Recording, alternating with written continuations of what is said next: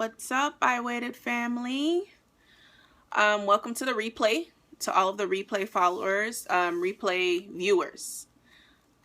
So as you're coming in, go ahead and invite your followers. Swipe to the right if you're an iPhone user, swipe up if you're an Android user. Invite followers. You can also tap the little white guy on the right side of your screen, and that will help you follow or share as well. And then you can share on Twitter, Facebook, and I think that's it. So yeah, I just wanted to I watched a scope earlier, like right before I left work. And I'm looking up because thank you for sharing Esky. Who is that? So I was watching a scope after I left work today. It was about 10 minutes. The guy's name was Richard L. Taylor. I think I follow him on Periscope, but I think someone shared the scope on my timeline. So he was talking about men that are waiting until marriage to have sex. And so, which I thought was an interesting topic because you don't see a lot of men talking about that. And so they're like, I say it all the time that there are men waiting, but they're not talking, they're not as open as we are about, as I am. I don't know about other women, but well, I may have to collaborate with that guy. I think I'm going to hit him up and maybe do a scope about that. Where are those men? Because I know of men, I do, but those are my guy friends. Like, not my, I can't say they're not potentials. I don't know that, but as of right now, they're not potentials. But there are men waiting. They're just not as vocal about it, and they're not as open about it. That I do know. But there are men waiting, and I have my guy friends that are always telling me, they're proud of my purity stance, and they admire it. So there are men waiting. And I'll definitely pray for you, Esky, that you meet these men, or a man, not these men, somewhere. But kind of what he was talking about on his scope, he was talking about waiting, but then he had a slight rant at the end of his video, which I literally was shouting in my car because it's so true. I'm always talking to one of my friends, because there are so many relationship experts that are men, and their target audience is always women. They're always telling women what they need to do, what women aren't doing well, how to keep their men, mid-30s, their 30s, because I'm 32. I'm going to be 33 in a couple weeks. So they're 30s as well. 30, 30s. So yeah, same age as us, and they're waiting. Because I think a lot of men, I'll go back to the topic, but what I think a lot of what happens is, like us, we may have not done it the right way in the beginning or in our 20s or whenever that time was. And hi, Tarisha. And so they are now realizing, okay, I want to serve God in a way that honors him, not only with my hands and my voice and with my words, but they also want to honor him with their bodies. So there are men waiting. Yeah, Tarisha. So this guy, Richard Taylor, he, I should have tagged him in the video, in the title. He did a scope on men that are waiting, or concerning men that are waiting. He's now married, but he waited 5 years before he married his wife. He was waiting 5 years, abstinent, no sex. And so at the end, he had a slight rant, asking the relationship experts, why do they target the men? Because he basically said, relationship experts are getting these women, basically fixing their life, apparently, and telling them what they should do and what they shouldn't do and what they're not doing right.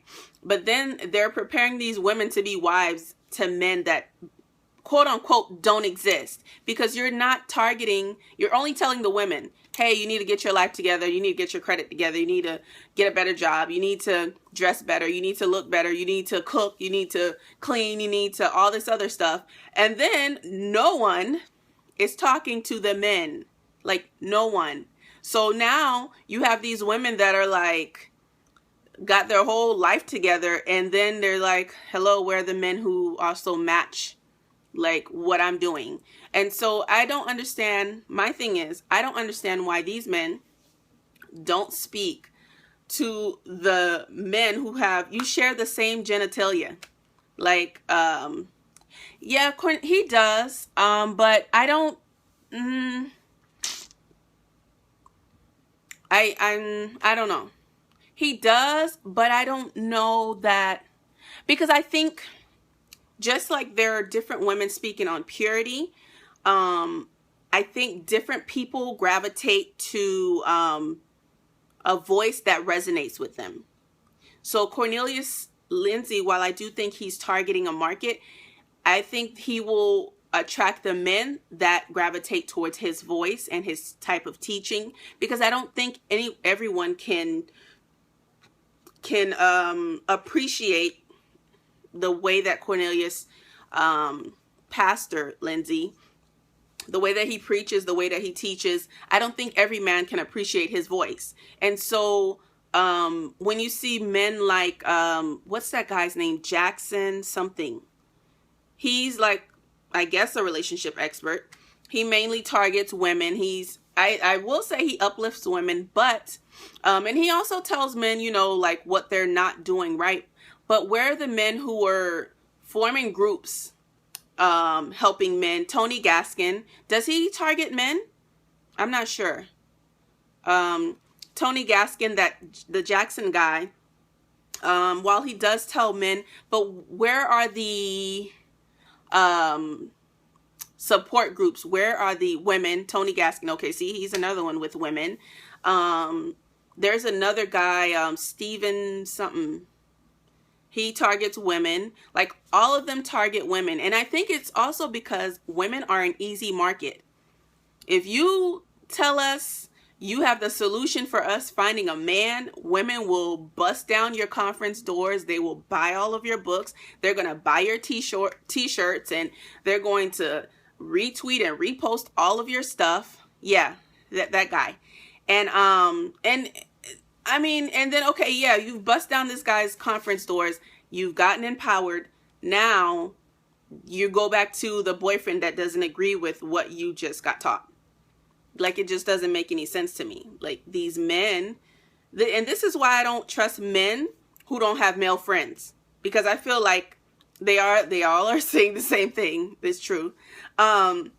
I feel like for men, if you're not able to communicate with another man, then there's an issue with you, because men usually don't hang around with don't hang around with shady men. Like, men they consider shady, they don't hang around with them. So if you see a man, he doesn't have any homeboys, you probably shouldn't date him, because he's probably shady.